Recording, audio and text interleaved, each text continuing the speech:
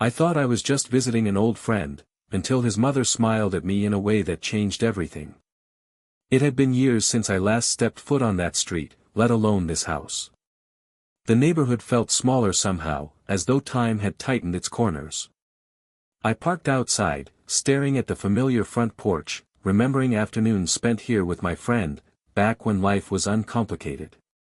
My chest carried a strange mix of nervousness and nostalgia, as if I was about to cross into the past but with new eyes. When the door opened, it wasn't my friend who greeted me. It was his mother.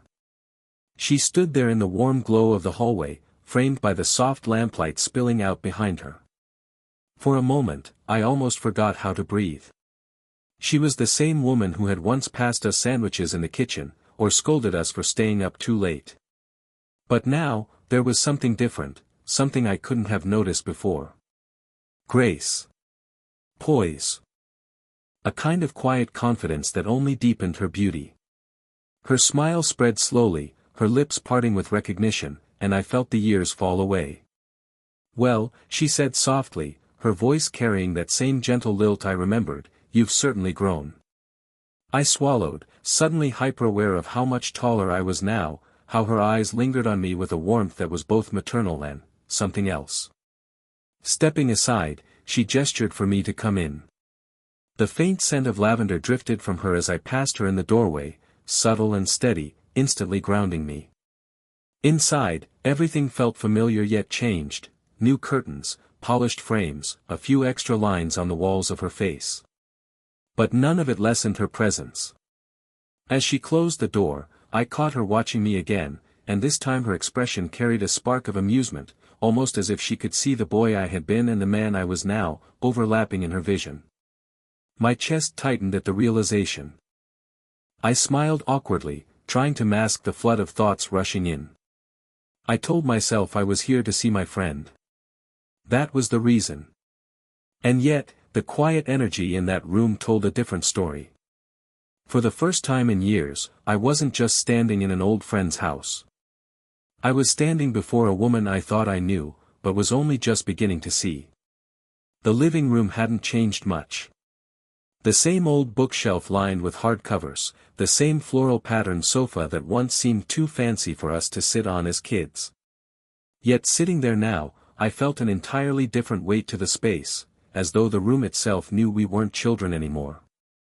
She brought me tea in a delicate porcelain cup, the same set I remembered her guarding from clumsy hands years ago. I thanked her, careful not to spill, though my nerves were already buzzing louder than I wanted to admit. She sat across from me, legs tucked gracefully to the side, her posture relaxed but elegant. The light from the window fell across her hair, catching a faint shimmer of silver strands that only made her look more distinguished. She studied me with a softness that felt disarming, her eyes taking in every change, every difference the years had carved into me. "You've grown up handsome," she said suddenly. Her tone was light, almost playful, but her eyes betrayed more. They lingered a moment too long, like she wasn't simply noting a change but quietly admiring it. The words caught me off guard. My chest tightened, and I set my cup down carefully, afraid my hands might betray a tremor. There was a pause where I could have let it slide, laughed it off, but instead, the truth slipped out before I could stop it.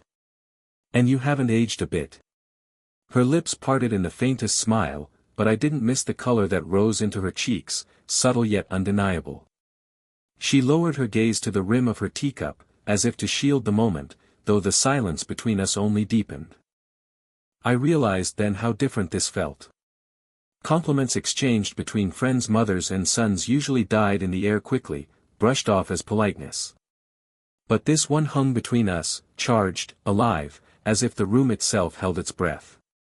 I shifted slightly on the sofa, trying to steady my voice. "I mean it," I added, quieter now. And I did. Time hadn't taken anything from her, it had refined her, shaped her into someone who carried herself with effortless grace. Her eyes lifted back to mine, and for the briefest second, I felt the walls between us weaken. No words were spoken, but in that silence, there was acknowledgement, of years gone, of the present moment, and of something unspoken settling quietly in the space we now shared.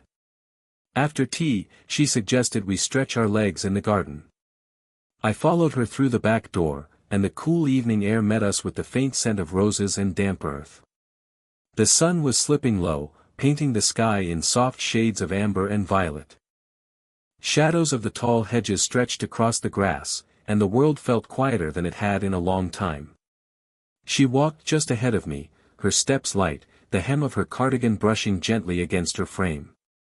I noticed how gracefully she moved, as if time had never rushed her, as if she had learned to let the world move around her instead. My own steps slowed, not out of hesitation but because I wanted to stay in that moment a little longer. We stopped near the flower beds, where late-blooming lilies bent softly in the breeze.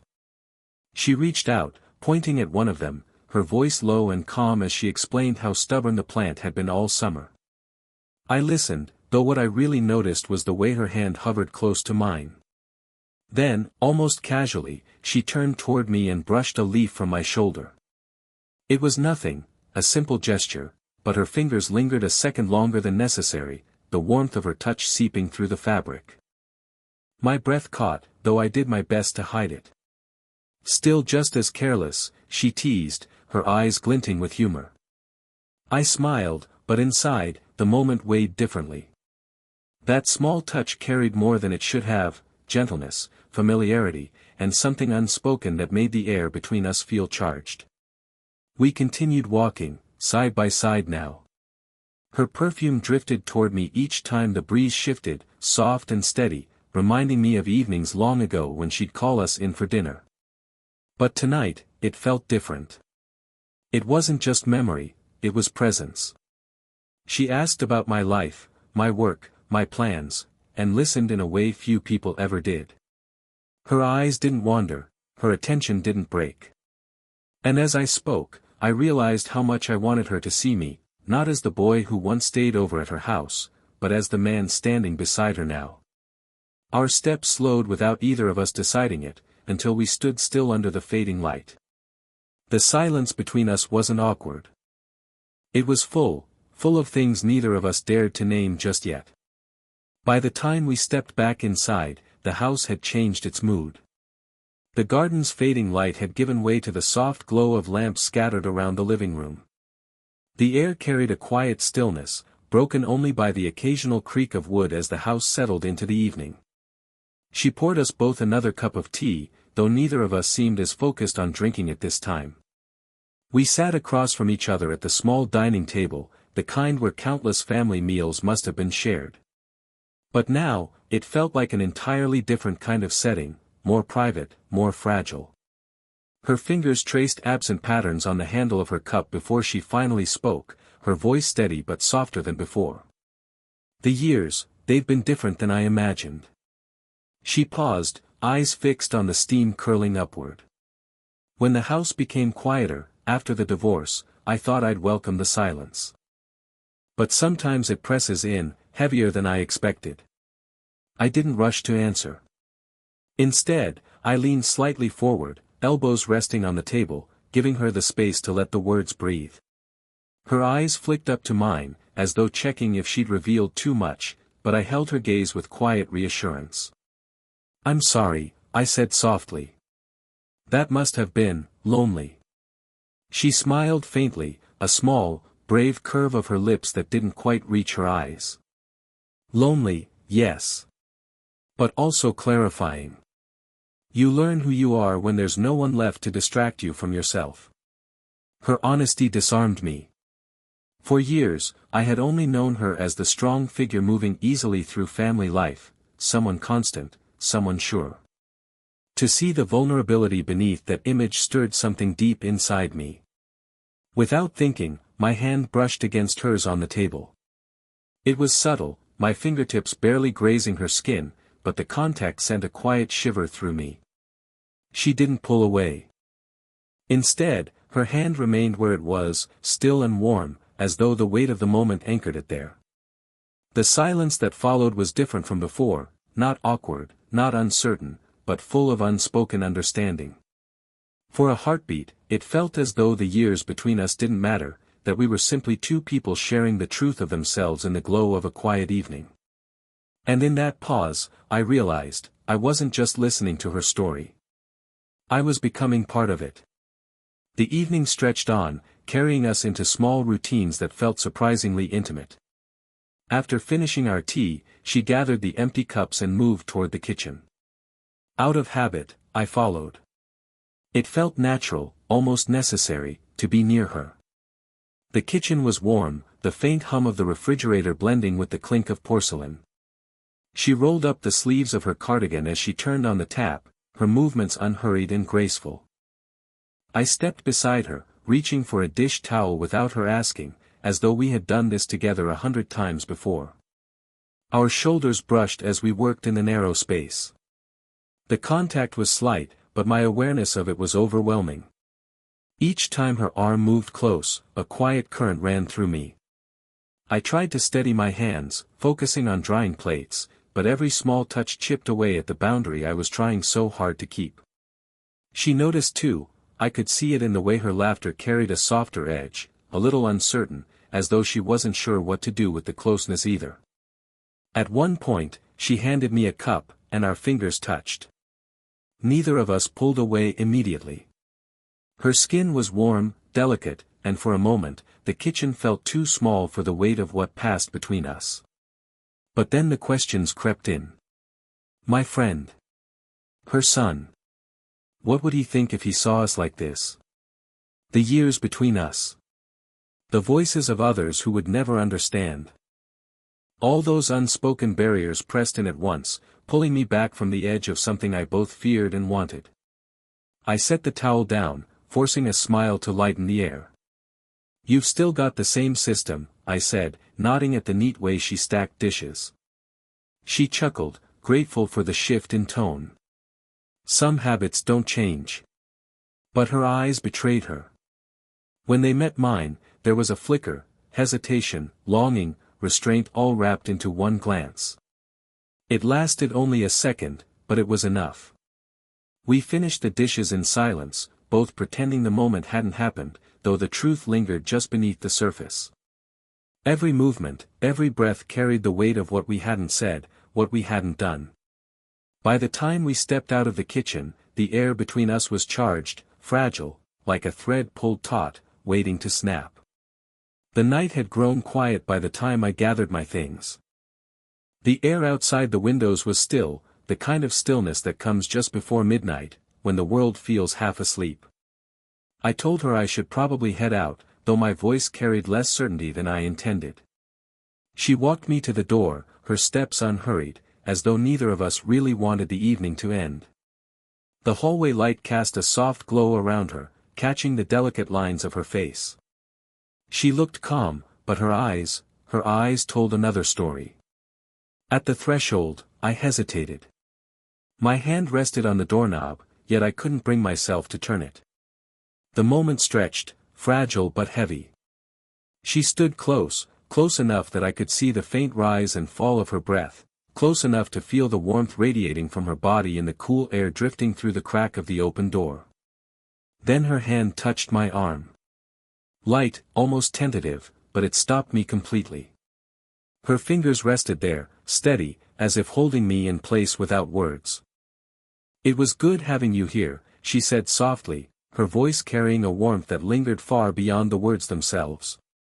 I turned slightly toward her, meeting her gaze. There was no playfulness now, no mask of casual conversation. Only something raw, unguarded, searching. My chest tightened as the thought rose, should I close the distance? Should I lean in just a little more? The air between us felt charged, as if the world had shrunk to the narrow space separating her lips from mine. My heart pounded, urging me forward, while my mind shouted reasons to hold back. The years, the friendship, the unspoken rules. All of them stood like walls, yet none of them felt strong enough in that moment. She didn't move away. If anything, she drew a fraction closer, her breath brushing the space between us. I leaned in slightly, not enough to break the line, but enough to let her know I felt it too. Seconds passed like hours. The night air wrapped around us, the silence filled with everything we couldn't say. And then, with a small, steady breath, she lowered her eyes, gently breaking the tension. Her hand slid down my arm, stopping at my wrist before letting go. The warmth of her touch lingered, even as she stepped back. "Drive safe," she whispered, her voice softer now, almost reluctant. And just like that, the moment passed, leaving me on the edge of something I wasn't sure either of us was ready to name. I lingered at the doorstep longer than I should have, the night air cool against my skin, though the warmth of her touch hadn't left me. For a moment, I thought of saying something more, something that would unravel the silence between us. But the weight of the moment demanded patience, not haste. She must have felt it too, because instead of pulling fully back, she reached for my hand. Not quickly, not nervously, just a gentle, deliberate movement, as if she wanted to anchor the night with something real. Her fingers slipped into mine, her touch light but steady. "It's good to see you again," she said. Her voice was calm, but beneath it lay something deeper, an undercurrent of sincerity that made the words feel heavier than they looked. I squeezed her hand in return, meeting her eyes. "I'll visit more often," I replied, and the words came out softer than I planned, almost like a promise I hadn't known I was ready to make. Her smile was faint, almost shy, so unlike the confident presence she carried most of the evening. That small break in her composure, that glimpse of quiet vulnerability, stirred something in me stronger than any lingering doubt. Neither of us moved to let go immediately. The world outside was hushed, the street empty, the stars faintly visible above the rooftops. It felt as though time had slowed to let this moment last a little longer. When she finally did release my hand, it wasn't abrupt. Her fingers lingered at my wrist, sliding away as though reluctant to leave. The warmth remained, imprinted on my skin like a secret only we shared. I stepped back, the gravel crunching lightly beneath my shoes.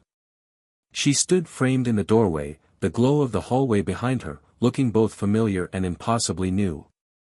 My chest tightened as I realized I didn't want this to be the last time we stood like this. "Good night," she said softly, her voice carrying out into the still air. "Good night," I answered, holding her gaze until I couldn't anymore. As I walked toward my car, the quiet of the neighborhood wrapped around me. Yet inside, I carried something far from quiet. A spark, fragile but undeniable, had been lit tonight. Not spoken aloud, not acted upon, but real, and waiting. I knew, without fully knowing why, that this was just the beginning. And for the first time in a long while, the idea of tomorrow carried more than routine, it carried possibility.